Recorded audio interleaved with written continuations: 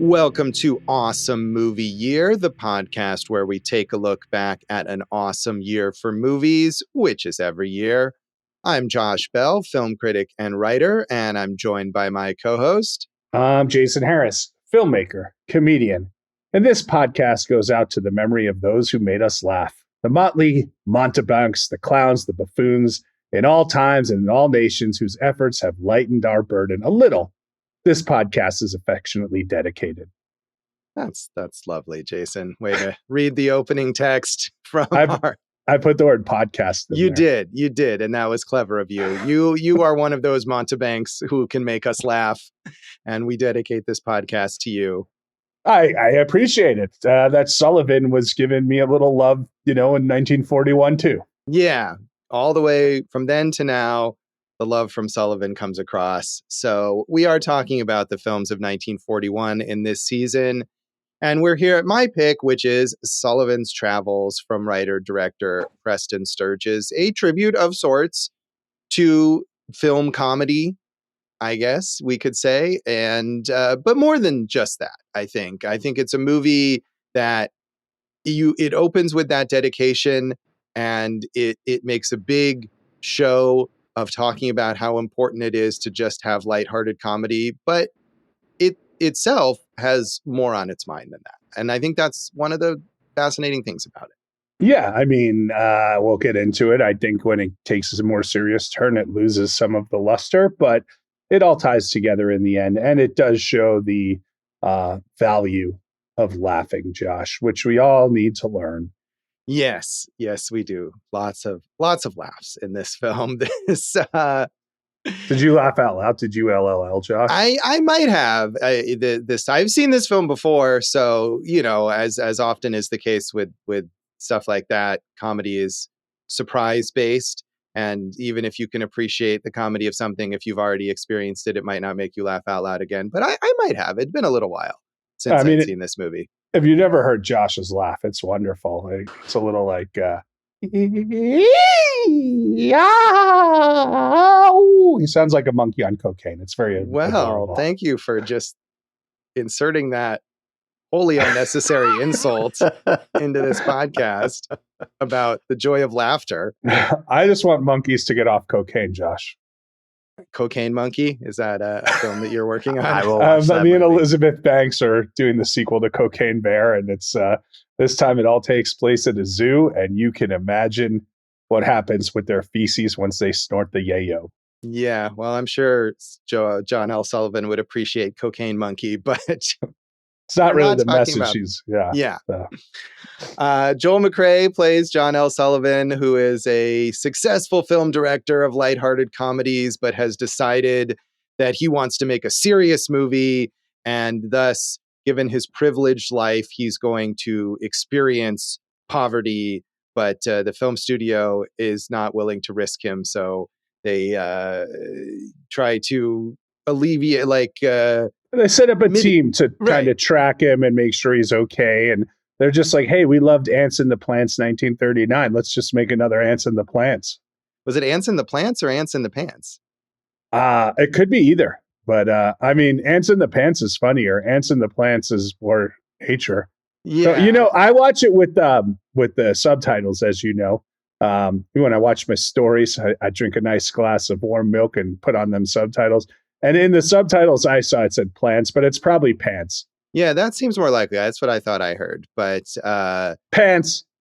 Thank you, Jason. So, and along the way, he meets an aspiring actress played by Veronica Lake, and they kind of team up, and they also fall in love.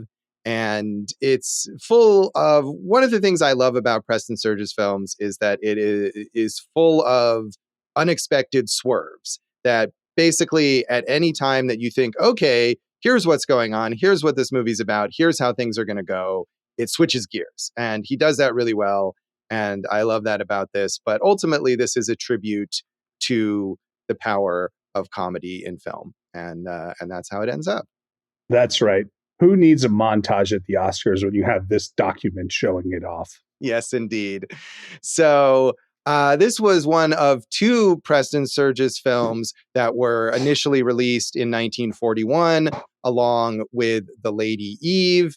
And this movie mainly was released toward the end of 1941 and mainly went into wide release fully in 1942. Two of his earlier films, The Great McGinty and Christmas in July, initially released in 1940, hit wider release in 1941. So this was the height of his sort of prolific period when he was very successful. He had started directing after a successful career as a screenwriter and was making all these films that the studios were very supportive of and that were doing well at the box office. So really the height of his talent and success here, I think.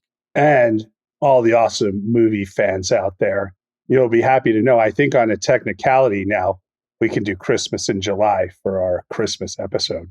It has nothing to do with, that movie has nothing to do with Christmas other than its title. Damn it. And for all you awesome movie year fans out there, don't expect Christmas in July for your holiday episode this year. Yeah, it's a fun movie though. I have seen that one as well as virtually every Preston Sturges film that he directed, and I highly recommend them. So this was a success at the box office. It grossed $1.2 million on its budget of $678,000. It was named to the National Board of Review's top 10 films of the year. And it was well regarded by critics generally as well. Bosley Crowther in the New York Times said, Preston Sturges need make no excuses for the dominance of comedy on the screen, since he has done more than anyone over the last 2 years to give brightness and bounce and authority to this general type of fare. As a writer and director, Mr. Sturges believes in pictures which will make the customers laugh, but he obviously has his own opinions about the shams of showmanship. And thus this truly brilliant serio-comedy, which makes fun of films with, quote, messages, carries its own paradoxical moral and its note of tragedy. Sullivan's Travels is one of the screen's more significant films. It is the best social comment made upon Hollywood since A Star is Born. And that, we quietly suspect, is exactly what Mr. Sturges meant it to be. Well, I do think it's probably one of the better show business movies that I've seen. I would say that right there. I think Sturges is a fascinating character. I did want to watch the PBS documentary. It's called like Preston Sturges, The Rise and Fall of an American Maverick or whatever. Because, we'll get into, really, it was a 10-year period, right? Like he was a very successful screenwriter. And then his first movie, he basically took like a $10 fee for the script that he directed, his first directing job. And then, from basically 40 to 50, he was just crushing and then just kind of fell off. So, but these movies endure, right? Like good, we often say like there are certain comedies that are of the time and, feel timestamp, but then there are comedies that are timeless. I don't think it matters when you watch this. This is just lovely. Yeah, I know. I agree. And I think, again, going to what I was saying before about the way he structures his films, the plotting and that, all that, it feels very modern in a lot of ways. It doesn't feel predictable and it doesn't feel formulaic and it doesn't feel like it is doing what every other film from the period is doing. And so, absolutely, I agree. And I mean, I think that's part of the reason why, although he was very successful during that period in the 1940s, he was a bit forgotten maybe for a little while afterwards before being rediscovered more fully. I mean, something like The Lady Eve, I think, was had such success and acclaim that kind of endured, but his whole body of work needed a little time to be rediscovered. But I think he's a perfect filmmaker to appreciate from a modern perspective because his films do seem so forward thinking and so fresh. So yeah, I agree. And it's amazing that he did all of this in such a short period of time, and then kind of sad when you realize that was it.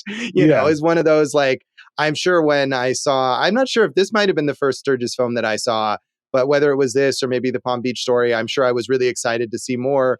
And, it's a little sad. And this happens, a lot of the times with various filmmakers, to realize, there's not this massive body of work to discover. There's just this really brief period of productivity. but it's still, if all of his films, or virtually all of his films, are worth checking out, I think. I would like, I mean, I was obviously, I know who Preston Sturges is. I didn't really watch his movies before this. I watched both the ones that you mentioned, obviously Sullivan's Travels, and I watched Palm Beach Story. And while I like this one much more, it just makes me want to watch more of his work. Yeah, I was hoping to. I rewatched Palm Beach Story before this, and I was hoping to rewatch one or two others, and I didn't have the chance to. But again, all of them pretty much worth checking out again. Yeah, So, and this is a silly blind spot. I don't know, Dave, how much Sturgis you had seen, but Dave, you and I love, different types of comedy. And Josh, I'm really glad you picked this one, and that I think we all liked it. But I think this is a silly blind spot for someone like me to have not seen more of these. yeah, he's a huge comedy influence, and let me just say, Jason, that you saying that you're glad that I picked my pick is a rare occurrence here on Awesome Movie Year. Huge. So. I mean, you crushed it, bro. This might be, I mean, this and like Margot at the Wedding, maybe off the top of my head, two of my favorites of yours. All right. Well, I'm glad to have done that for you. So, and sorry to keep interrupting as you're going on for that, but I think you can correlate certain Bombachian tendencies to what Sturges was doing back here. Yeah, I think absolutely. In Baumbach's more comedic films like Mistress America and Frances Ha, there's certainly a Sturges influence there. And Meyerowitz stories, definitely. Yeah. And I'm sure we'll talk more about that Sturges influence when we get to the legacy. Variety, in their unbylined review, said Sullivan's Travels is a curious but effective mixture of grim tragedy, slapstick of the Keystone brand, and smart, trigger-fast comedy. It is written and directed by Preston Sturges, who springs a flock of surprises as he flits from slapstick to stark drama, from high comedy to a sequence of the Devil's Island prison type of stuff, into romantic spells, some philosophy, and, in effect, all over the place without warning. He ties it all together neatly, however, and keeps his audience on the go and on edge. Sturges's dialogue is trenchant, has drive, possesses crispness, and gets the laughs where that is desired. Yeah, you could see someone like Robert Altman watching a movie like this and then like blueprinting something we've covered in Nashville. But all of these, like where there's, what I loved right away is you're meeting so many characters and they're so clearly defined, right? So it's easy to tell who they are, what they root for. Like, for instance, Sullivan is rich. He has two kind of butlers or servants. And one, they're both clearly defined in their relationship to him. And two, they are set up to have conflict with each other, which is just such a nice small touch that adds so much. Like, he's really thought out these characters. Yeah, I mean, and those characters, other than Sullivan and the girl played by Veronica Lake, the other characters in this movie barely have lines, or, they're all very, very, very minor. But even in those brief moments, you get a sense of who they are. There's the character of Sullivan's wife, who he's married simply for tax purposes and just wants, his money or whatever. And she has, I think she maybe has one or two lines, but mostly there's phone conversations where she just has facial expressions, and you get a perfect sense of like what her motivation is and what her relationship is to Sullivan and what she wants. And yeah, it's really impressive the way that he can do that and have you understand who these people are within such a brief moment. That opening scene I watched more than once because I'm like, oh, why don't people do this? Why don't more people do this? It was literally like, a fake movie opening, which she likes to really play with the form from the two that I've watched. And then you have this great scene with Sullivan and the two movie execs. And you get, like, that's act one. Act one is over in two scenes pretty much, right? And you're like right into the story. And the movie's a tight hour and a half. And you're like, man, this guy just it's a powder keg right away. Like, it's all packed in and it explodes throughout. And I just thought it was really well crafted in that regard.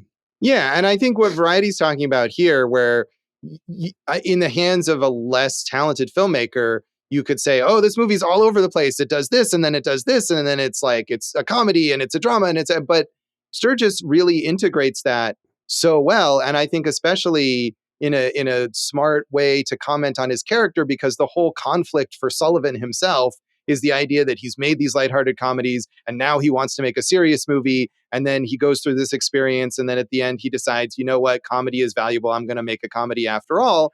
And Sturges is able to say, hey, that's not a choice you even need to make, because here, look, I made a comedy that's also a serious drama and it works as both and it gets this message across, but it also makes you laugh.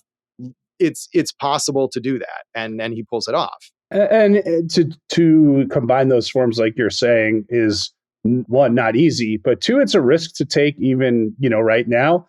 And like you're saying, a lot of people would fall flat, trying to do that. Yeah. So one critic that felt like this did kind of fall flat is one of your favorite guys, Jason, Andre Bazin. Oh, I remember the arguments. In L'Écran Français, which is the French screen of, I think, a sort of a precursor to Cahiers du Cinéma, in 1948, when this film made it to France, and he prefaces this by talking about how much these critics in France have heard about the greatness of Preston Sturges, and they're finally getting his films released there. And he says, "We can see that such a script, which starts out as an American comedy and continues in a realist vein on the same subject, constitutes a kind of self-destruction of the genre with which it appears to be connected.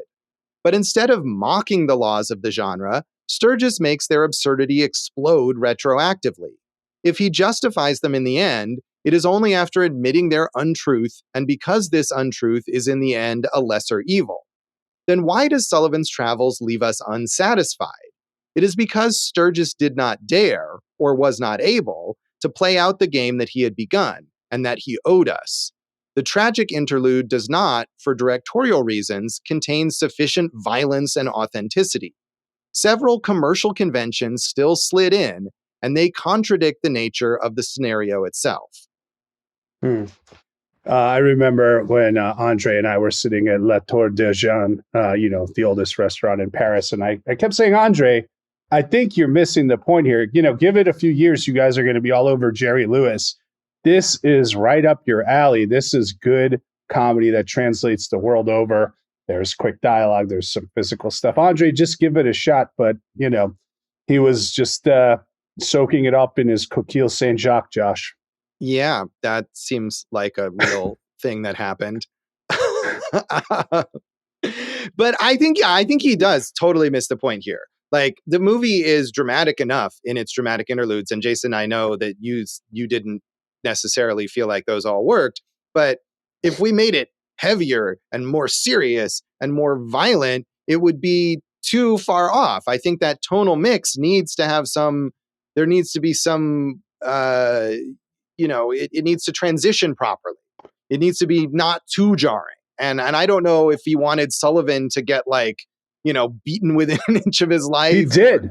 Right. I mean, within code restrictions, yeah, he gets beaten pretty severely. But I'm not sure what did Andre Bazin want out of this. He wanted to turn into some sort of horrific prison drama, and it gets kind of horrific. I thought about Cool Hand Luke that we talked about during that sequence. It gets put in the sweat box and things like that. Yeah. So I think anything harsher than that would have lost the audience. You need to have the people who have been laughing the whole time still be engaged and ready to laugh again when you get back to the comedic parts. So missed the mark there, Andre Bazin. When I was watching, and what happens is you're on this comedic journey with Sullivan and the girl for about an hour, right, before it gets serious. And there's a long musical montage of showing how tough it is for, people without resources, people who don't have money. And I thought that was really effective, and that was enough for me. And then as it plays out, he's in this prison camp and it's another long sequence. And I'm like, what? Why? Why is this happening?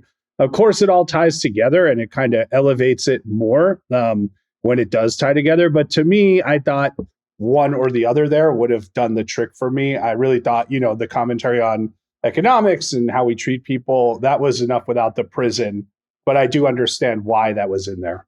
Yeah, I mean, I think I agree with you that montage where they're going through various like kind of Shelters right. and yeah. Yeah, encampments and that stuff, and really seeing the truth of what it's like for these people living in poverty. And the way Sturgis presents it, like you said, it's a musical montage, but it's not nobody singing. It's just wordless, and it's got the score in the background, and it shows them in these different places.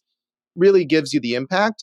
But I think it's important from a story perspective that even while they're doing that, they're still protected by like the studio people watching over them. And when Sullivan ends up in that prison camp, he's no longer protected. He's finally broken free in the way that he wanted to in the beginning because people think he's dead, and thus he has no recourse to get out of this prison camp and prove who he really is.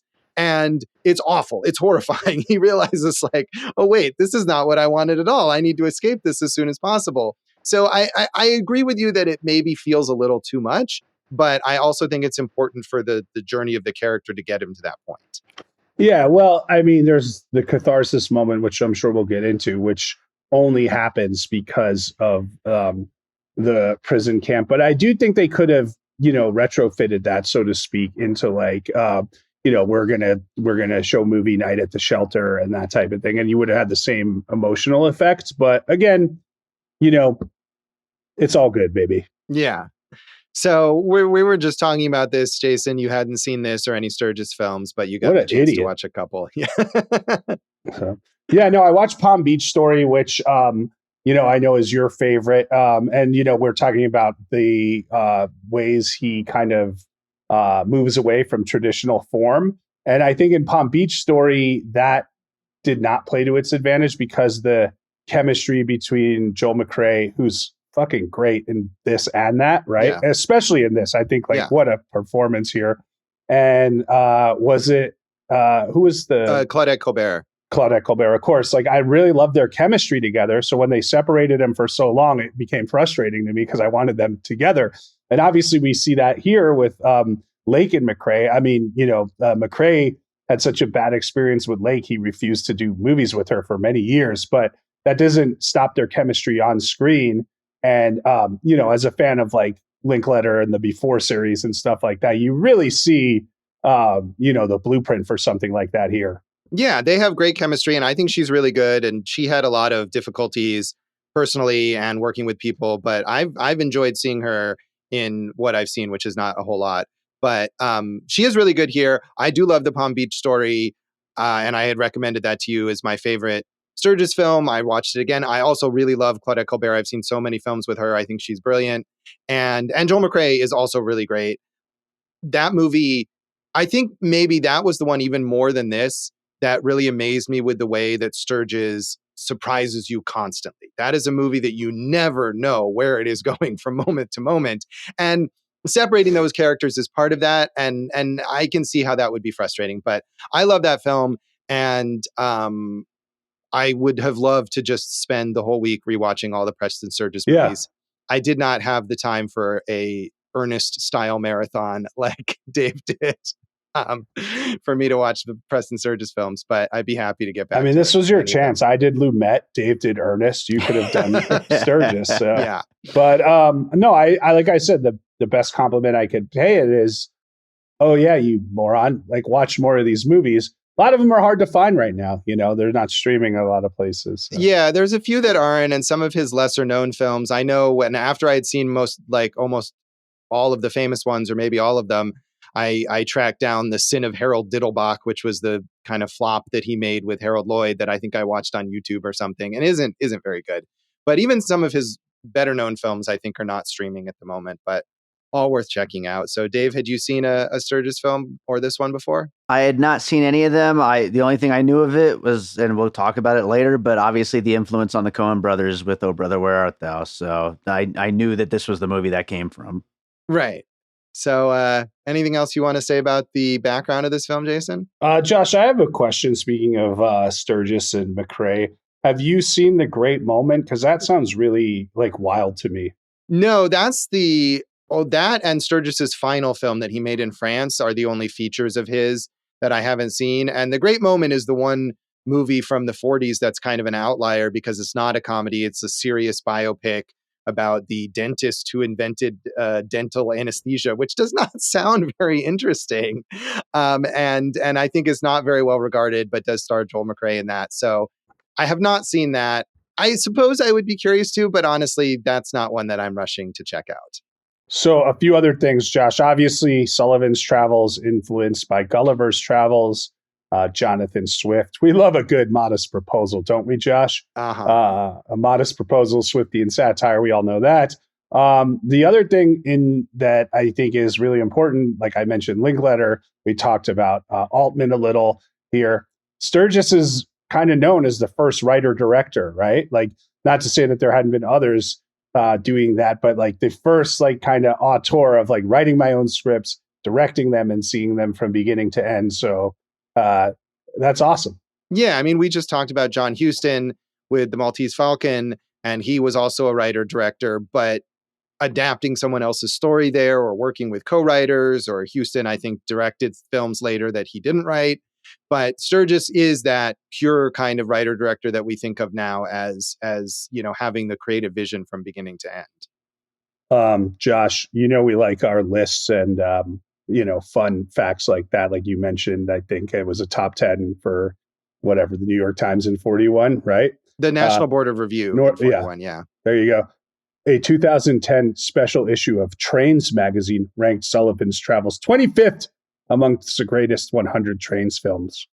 Well, that's what really is important there. So where does the station agent rank, Josh? You'll have to go look up that list and report back on it. We look forward to hearing that, but we'll come back in a moment and talk more of our general thoughts on Sullivan's Travels.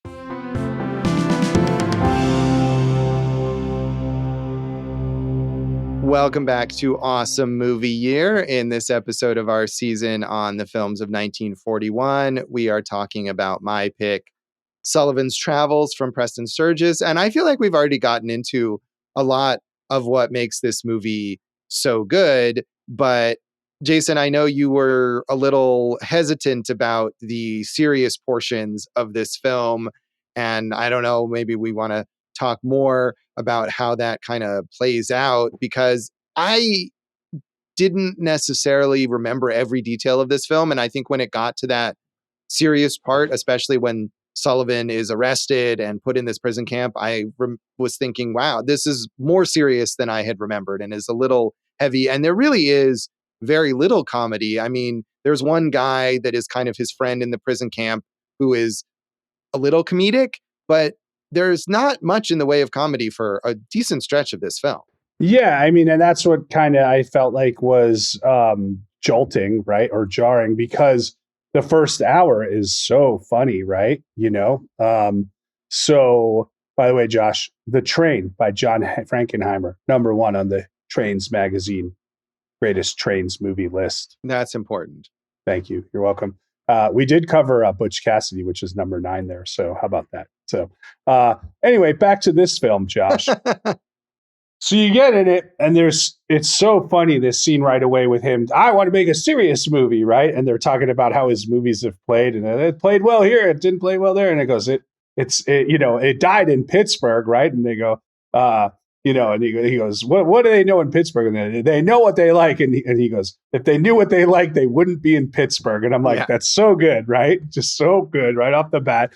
And the next few minutes establish like just how rich he is with his servants, and we're meeting all the characters that they're going to send on the road behind him. And, then we get kind of into the screwball stuff of, him kind of being just kind of on the road as I guess you would have called them a hobo back in the day, maybe. That would have been the term. I think he says he's going to be a bum is the way he says it. Yeah. Right. He's got a bindle, right. Things like that. So, we have this kind of wacky car chase moment where this kid picks him up in like a racer, like a go-kart racer, and he's leading him through the woods, and they're trying to track him on the bus. And, that it just kind of takes off from there. When he meets Veronica Lake, that's when it escalates even further. The chemistry is just really, really good. And, Lake, for whatever criticisms she's gotten, I think a lot of that was probably that we didn't understand how to treat mental health. We probably still don't, but I think a lot of that was like, oh, she's just a difficult woman instead of, and there was that for men too back then, right? We just didn't understand that, and we could have done a better job. But she really brings it here, and Sturgis, seems to work really excellently with the actors. So I quite enjoyed everything that they did together. So I'm really into this thing, and then as we go on, I mean, and you could fill in whatever details you want of all the adventures they have on the road. But so we get to that point about an hour in, and then it's really like, okay, now we're really going to feel what it's like to be just absolutely broke with no hope in society. And we're in these shelters, and that's that musical montage. That really worked for me. And not just as like a sequence in the film, but also it made sense in like comedy. This is calling it a palate cleanser is the wrong word, but taking a downbeat to further showcase what we're doing, I think really worked. And then I think it gets a little off the rails, so to speak, about trains here. When he does get beaten and he gets arrested, and is he a murderer? And no one's able to actually, he loses his memory, but it just became like harder to believe at that point. Like no one would recognize him. He's a famous director. He ends up in this prison camp, and the prison camp sequence goes on for a little longer than I would have liked, I'd say, before we get ratcheted back up to his clever way to get out of everything. Yeah, I mean, it does go on maybe a little longer than I sort of would have preferred. Although, as we said, this is a short movie. This does a lot in 90 minutes. And I think maybe the prison camp sequence isn't all that long. It feels long just because everything else is so quick. And we've now slowed down to spend more time here than we've really spent on any other single aspect of the film. I think maybe that's part of the point, though. Like Sullivan's been bouncing around and trying to do all these things, and now he's stuck here. And we really get the sense of how stuck he is, without the support system of all of those studio employees that had been following him around before. So I do think it works. And of course, it leads into the famous sequence where the prisoners are allowed to have a movie night at a local church, and they watch a Disney cartoon, and everyone is laughing, and all these people, the prisoners who are living in these horrible conditions, and also all of these kind of poor African Americans who attend this church, everyone is there. They're all laughing. They're all kind of forgetting their troubles. And Sullivan, he also starts laughing and maybe forgets his troubles for a minute and realizes this is what's important. And that's the moment, right, in the film where it all comes together. And I think you're not wrong that they could have put that moment somewhere else in one of those shelters or encampments or whatever. But I think because we beat Sullivan down so low, it really makes that moment mean more to him. Right. I did understand, like, when we got there, like, okay, now I get this. That movie they're watching is, I think, from 1934. It's Playful Pluto, a Disney short. Two other points about that sequence, Josh. Walter White, the secretary of the NAACP, I think he wrote a letter to Sturgis saying, "I'm particularly grateful to you, as are a number of my friends, both white and colored, for the dignified and decent treatment of," they used the word Negroes at the time, "of Negroes in this scene." And I just thought that was so cool. Like in 1941, like, of course, we do see that in both of these movies that we've referenced. You do have like the, stereotypical, I'm the black cook on the train, and, it's the yes sir, no sir type thing, right? But here you have like a preacher with a point of view and a congregation who is trying to see the best in people. And I just thought, like, we talked about Gone with the Wind, for instance, 2 years earlier, and just kind of like how regressive a lot of the treatment of the black characters were. And this was so cool. And it was such a good use of that church congregation. I really loved the way they sang, and, they even like moved back from their rows to let the prisoners take the front row. It was a really dignified and unique thing that I think hopefully helps set a precedent to give black characters a greater voice in film.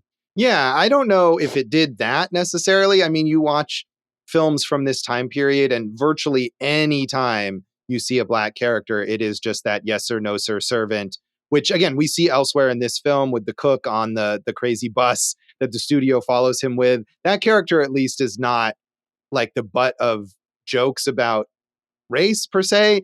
I mean, one of the sort of lower points of the Palm Beach story is there's a much more cartoonish black character that shows up in that film, although it's not as, I mean, this is degrees of bad. And I think we talked about this probably in some 1939 films as well.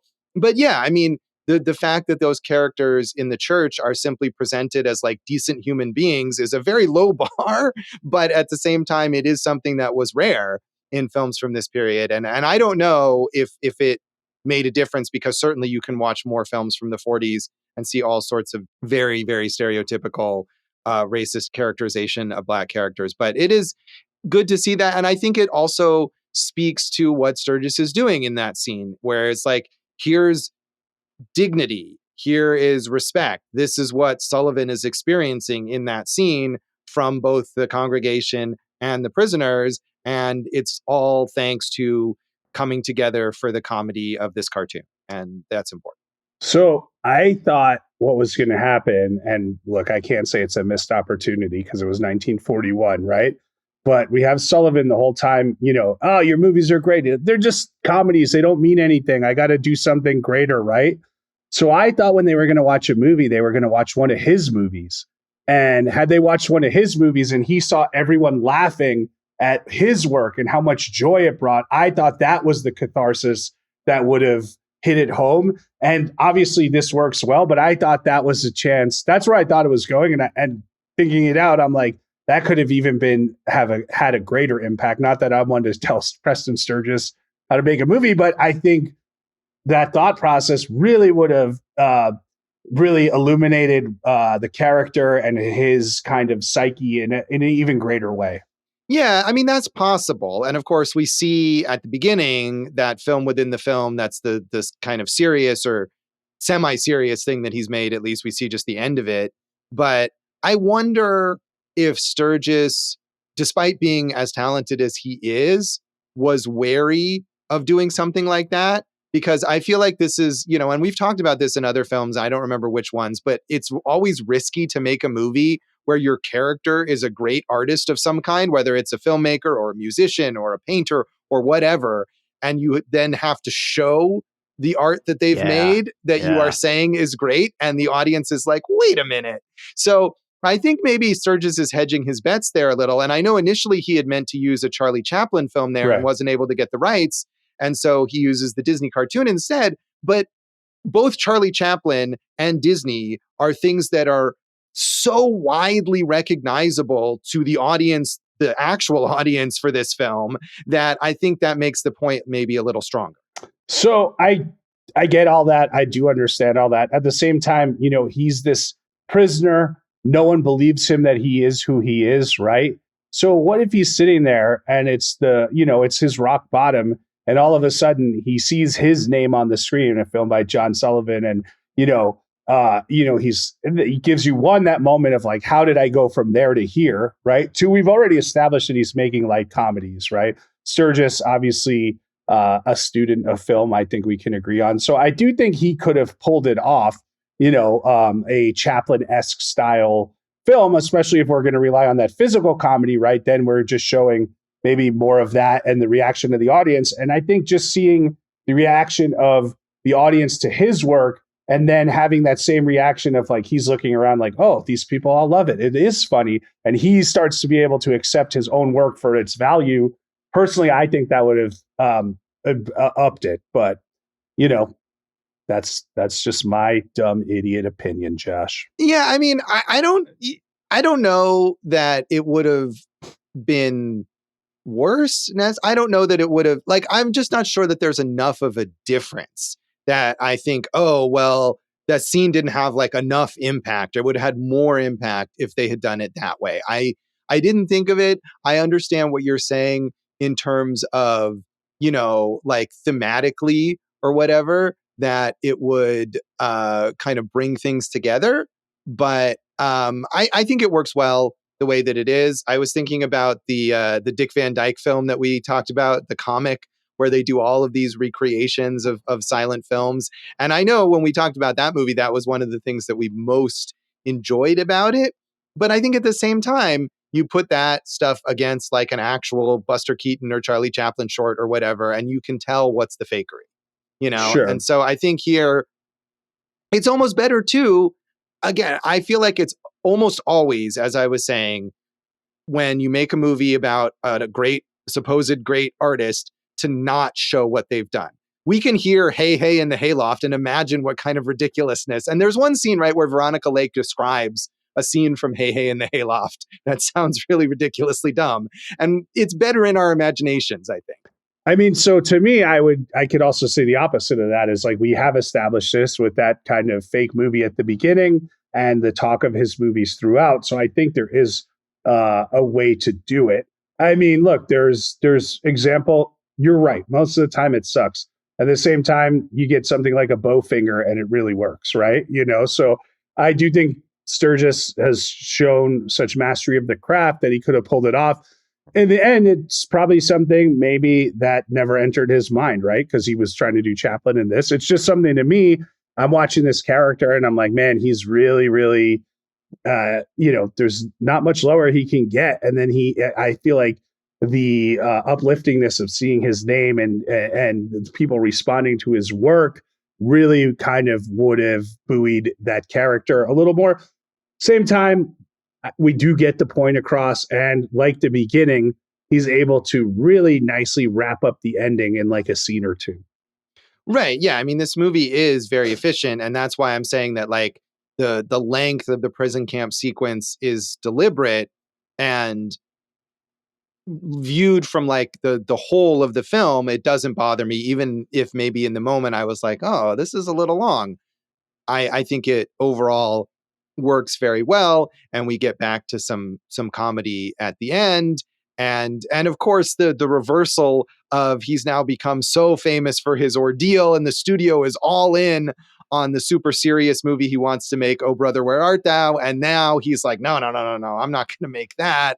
I'm going to make a comedy again, and it's a perfect kind of reversal. So I think it all works well, and structurally, I know you weren't crazy about the Palm Beach story, but I feel like structurally, Sturges is so brilliant at putting all these elements together that you think, how is this connected to this? And how does this work? And it all works. And there's so many of his films that are structured so unconventionally, but they almost all work.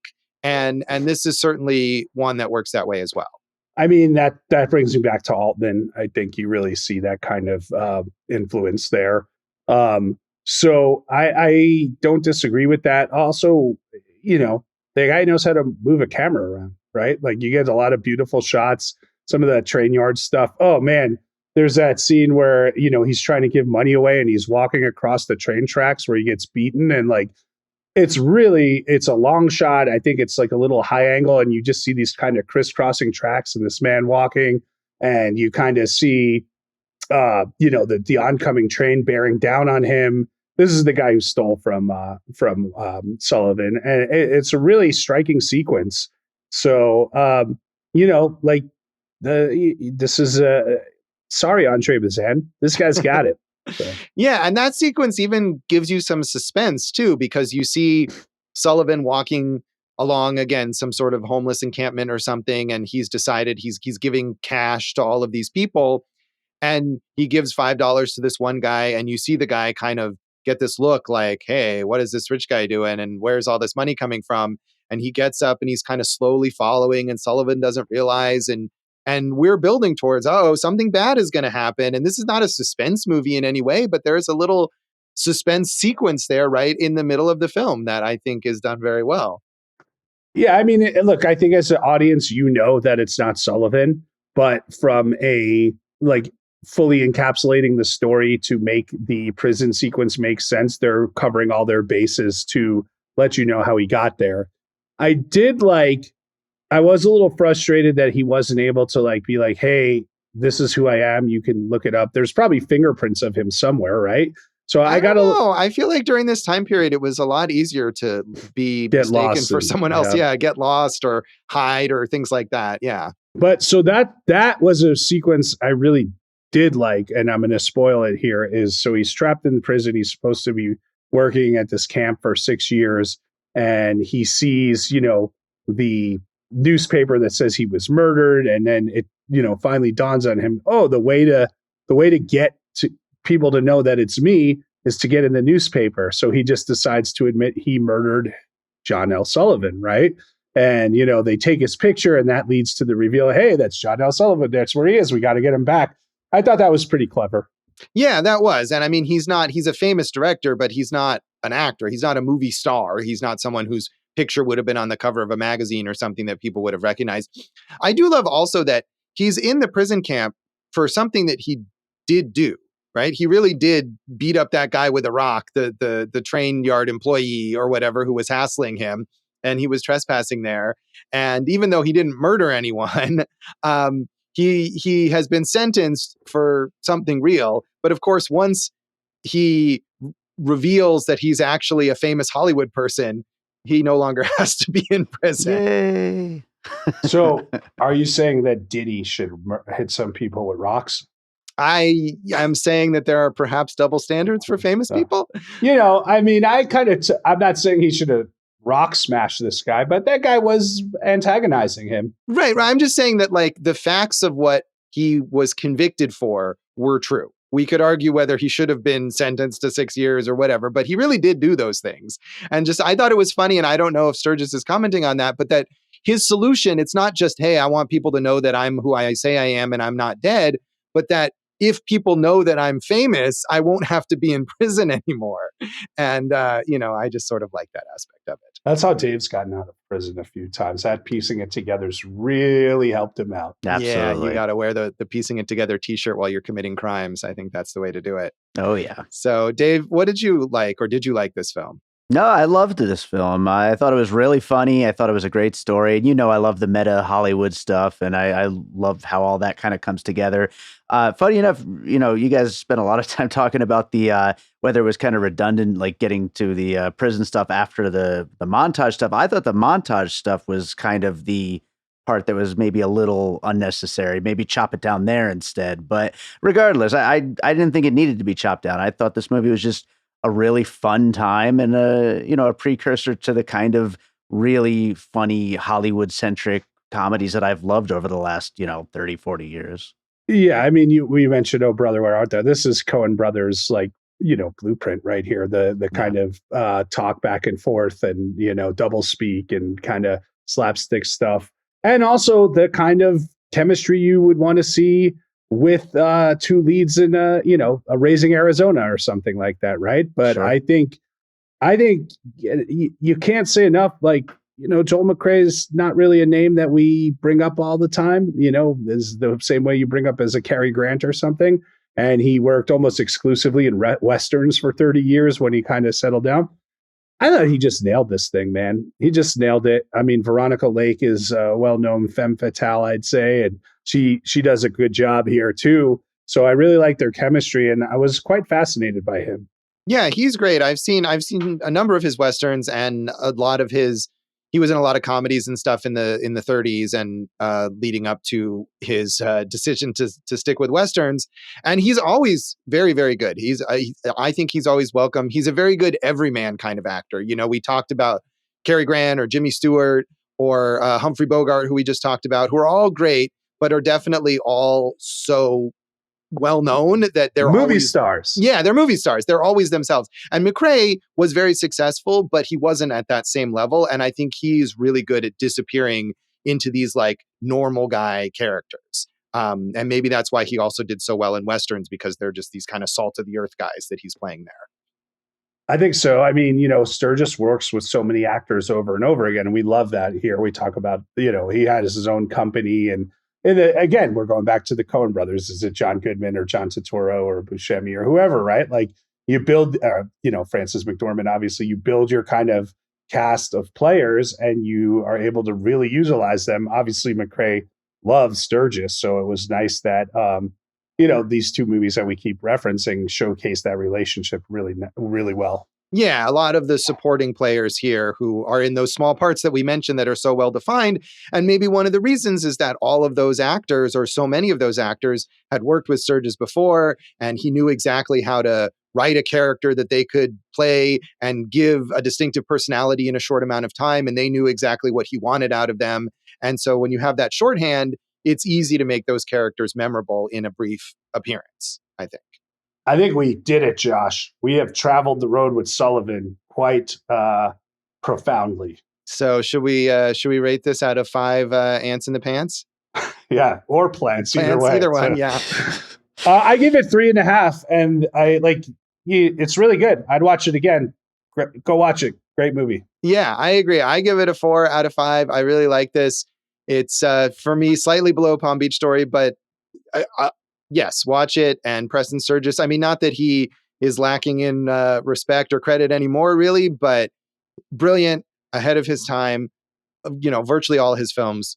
Definitely check them out. Dave, how do you rate this? 4 of those ants is in the pantses. All right. So we'll come back and talk about the legacy of Sullivan's travels.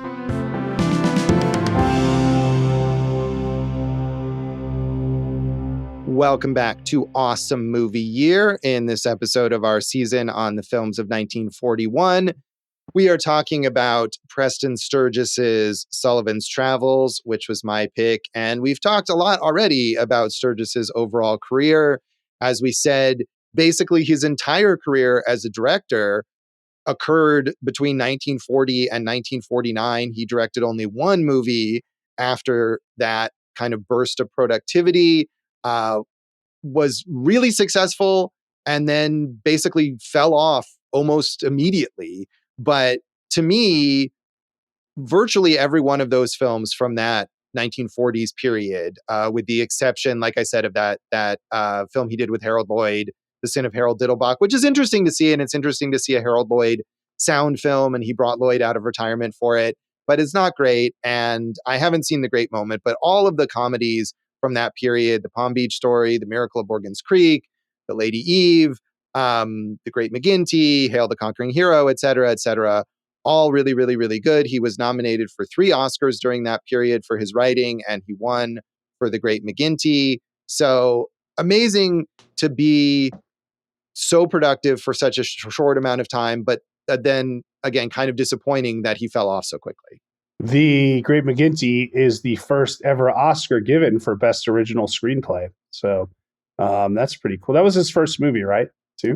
Yeah, I believe that was the one where he sold the screenplay for $10 in order for his permission to direct it. So I Josh, it's going to take me a little more research to get there, but what happened here at the end of the 40s that he was so unable to really get anything going after that? Well, I mean, just from looking at stuff online, and I did watch some little supplemental interview on the Palm Beach Story Blu-ray that I have with a film historian. I mean, it sounds like a combination of studio executives changing. And this happens now, especially with someone like Sturges, who is a writer-director who is making only original films and has a very distinctive vision. You need a studio executive who's going to be behind you to support making these films and giving them a budget or whatever. And the executive that he worked with left, and someone new comes in and they're like, what? No, your last movie didn't make enough money. And it seems like also maybe he was a little, we don't want to say, like you were talking about, the troubled people or whatever, but he had a very clear sense of what he wanted, and he wasn't really willing to compromise that. And so, he clashed with executives and had a number of projects that were supposed to get made that didn't get made. And, then he went off to France and thought maybe Andre Bazin and the crew there would appreciate him better. And he made his final film in 1955 in France, which is also very not well regarded. And the other thing was he died young, is that he died just a few years after that. And maybe if he had lived longer, he might have been able to make a Hollywood comeback, especially as people discovered his films. If people in the 1960s had started watching Sullivan's Travels and The Lady Eve and realized, hey, this guy was really talented, maybe when he was in his 60s, he could have come back and directed more, but he didn't live that long. So yeah, I think that's a big part of it. Yeah. Sad, Josh. Indeed. But I know one other movie, Jason, that you and I both watched and that kind of goes in the whole theme of this season was a propaganda film that he made, a short propaganda film called Safeguarding Military Information. We've talked so much about propaganda and nationalism this season.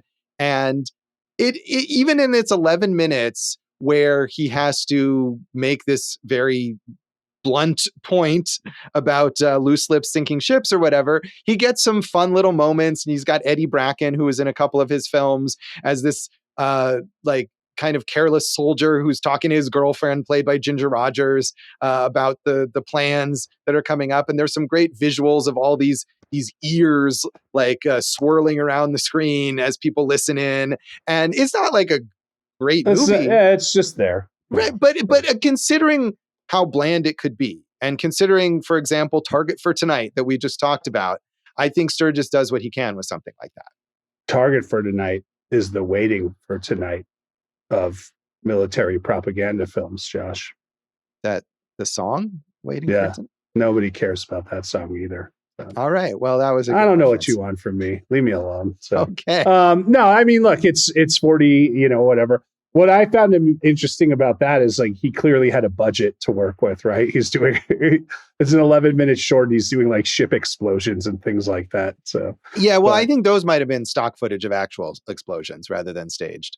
What I found interesting about that is that he had access to stock footage. So. I mean, he does recruit, again, that movie, that 11-minute short has Ginger Rogers, Eddie Bracken, and Walter Houston in it. I mean, who I'm sure all worked for no pay because of the government, but probably also were happy to work with Preston Sturges.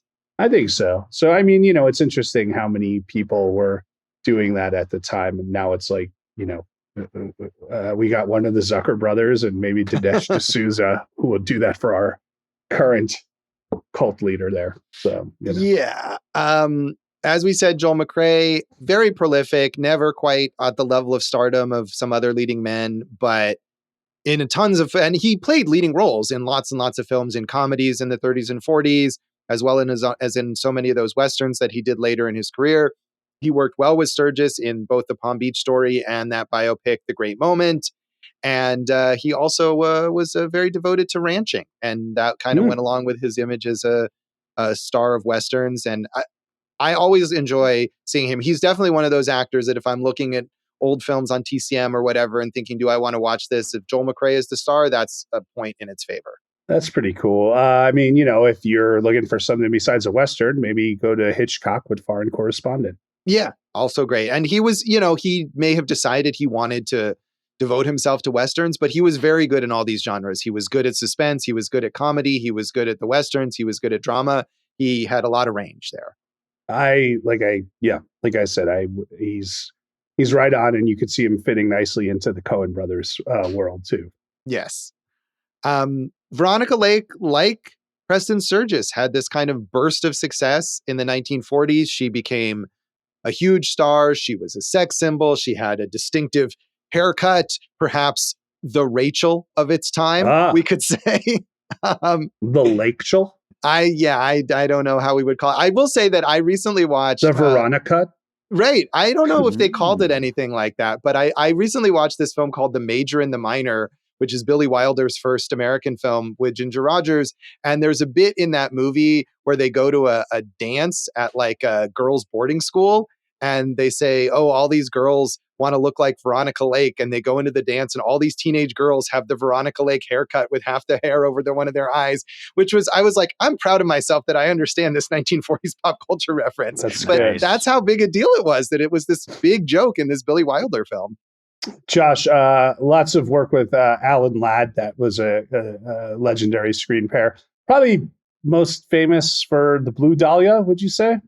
Yeah, maybe that, or The Glass Key is a thriller, another noir that I've seen her in. I love I Married a Witch, which is the film that Joel McCrea decided not to star in with her after this experience, directed by Renee Claire. But again, whatever difficulties she may have had on a personal level or working with people, she's so effervescent in that movie. I mean, that's the sort of like precursor to Bewitched, where she's a witch who falls in love with a mortal, and you believe that she's just this magical, wonderful being in that film. And it's so light and it's so fun. I mean, and Renee Claire, the director, that's a big part of it. And he did a lot of these magical realist type movies. But yeah, whatever she had going on in her personal life, it didn't necessarily affect how she came across on screen during that period. But again, her career fell off really quickly, in large part due to those personal issues. And she died even younger than Sturgis at age 50. So a shame, again, to see someone with so much presence and so much talent and realize there just isn't much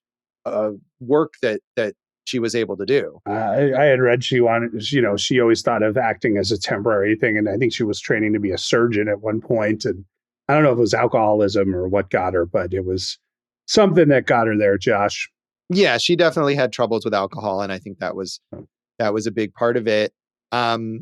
We mentioned the Sturgis influence on the Coen brothers, of course, the title, "Oh Brother, Where Art Thou," that they used for one of their films. And they never say in Sullivan's Travels what "Oh Brother, Where Art Thou" is about, just that it's like a serious movie that Sullivan wants to make. So I'm not entirely sure why the Coens chose that movie for that title and not something else, but obviously it made a huge impact. I think maybe because the idea of traveling along the road and the prison camp, like it kind of fits.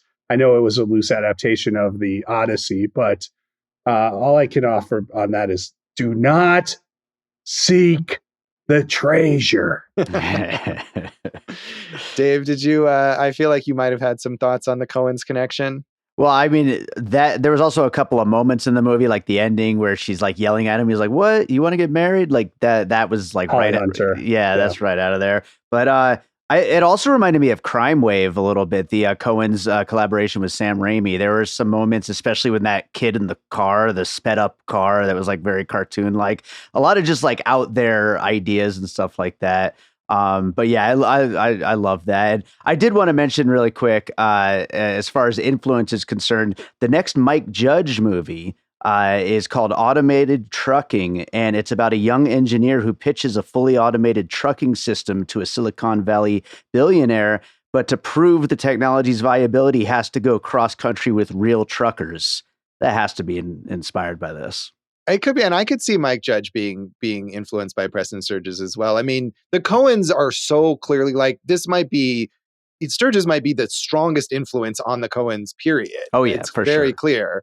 Yeah. But I mean, he's clearly also influenced. So Jason, you mentioned Altman and Linklater. I think those are absolutely important ones to mention as well. Josh, real fast, Robert Warwick, over 200 movies. Really interesting actor to research. He was a silent matinee idol. He was a trained opera singer. I mentioned In a Lonely Place earlier this year, where he's in that. He's in The Adventures of Robin Hood.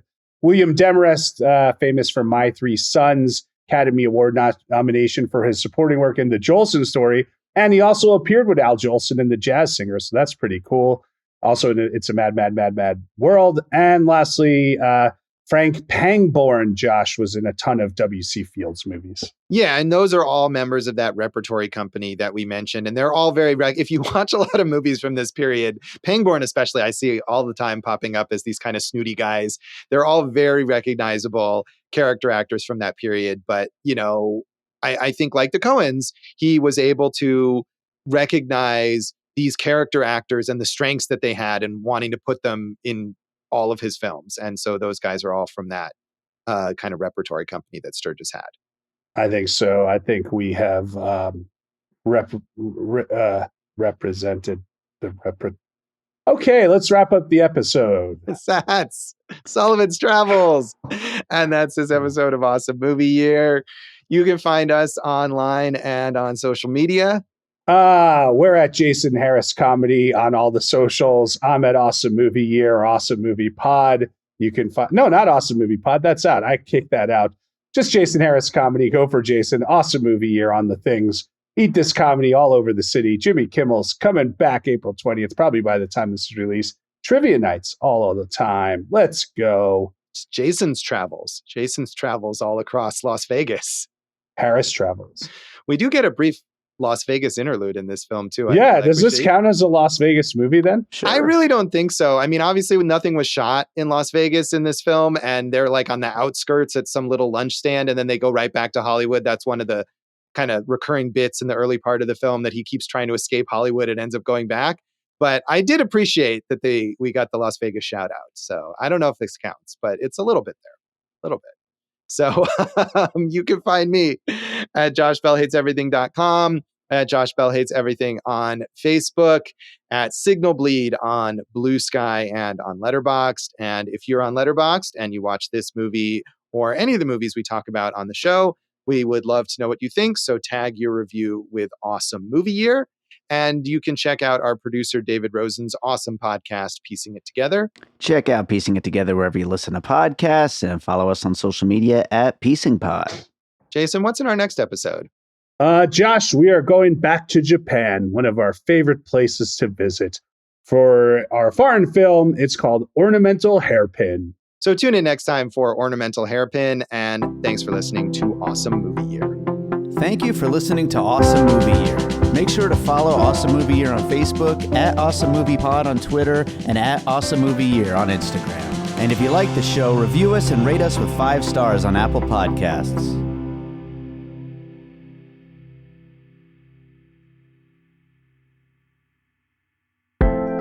An All Points West production, produced by David Rosen in Las Vegas.